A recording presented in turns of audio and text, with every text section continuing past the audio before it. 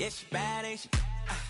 Why would I wanna keep her to myself? I know you mad, ain't you? Cause she only want me and no one else. I tell her put her heels on, so she can show off them legs. But even with her clothes on, she turn head. I see him looking at my woman. Hi, it's your girl Yumiko coming to you with a 3-part series on how to color, construct, and install a unit. If you're looking to get a ready for fall hair color, something like this, please stay tuned for the remainder of this video. So let's go ahead and get into this color. So I'm starting off with a L'Oreal High Color in the color Deep Auburn Red. I have a total amount of 3 boxes that I'm going to be using to do this color. And I'm also going to be using a 20 volume developer.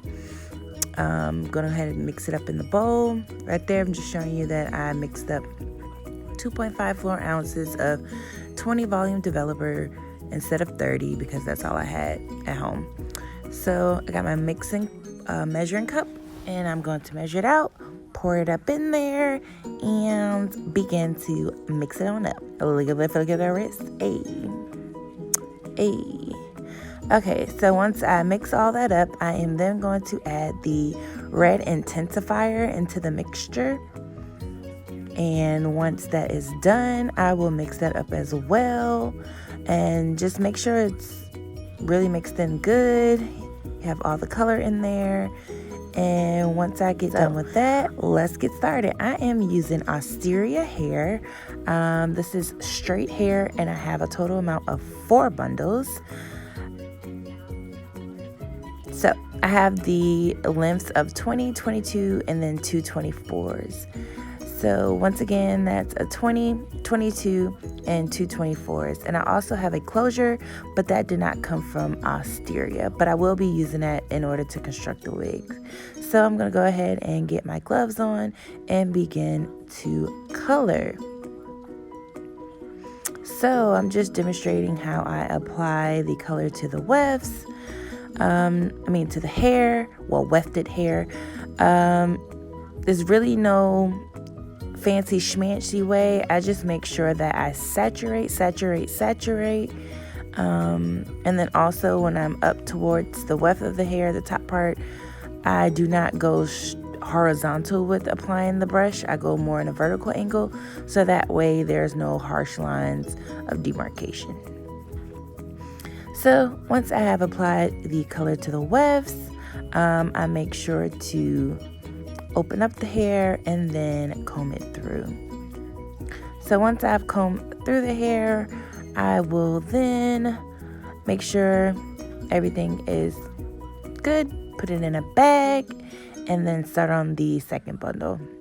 This is my second 24-inch bundle, and I am basically repeating the same steps.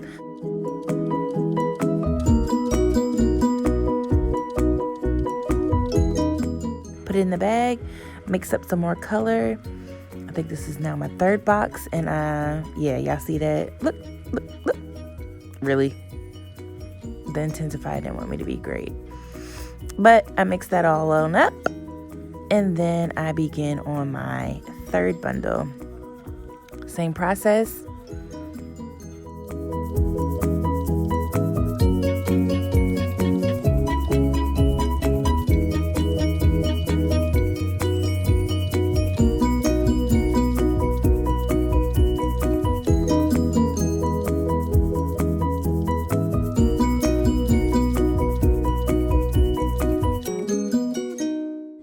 Okay, my last box of color, I'm going to use this to color my closure. Same process.